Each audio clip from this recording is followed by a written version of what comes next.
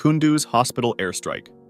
This is one of the most recent ones in the video, as it happened on October 3, 2015. On that day, an American military gunship attacked a hospital in Kunduz, Afghanistan. This was not a military base. It was a trauma center run by the famous aid group Doctors Without Borders. For about 30 minutes, the aircraft circled overhead, firing repeatedly and precisely at the hospital buildings. The gunship fired 211 shells in total. Inside, the scene was a nightmare. Some patients burned alive in their beds because they could not move. Doctors lost their limbs or were decapitated by shrapnel while trying to operate. As people tried to run from the burning buildings to escape, they were shot from the air. By the time the attack ended, at least 42 people were dead, including doctors, nurses, and patients. The hospital had given its exact GPS coordinates to the US military just days before, specifically to prevent something like this from happening. Even while the bombs were falling, hospital staff were frantically calling military officials, begging them to stop, but the strikes continued. After the attack, the American explanation changed several times.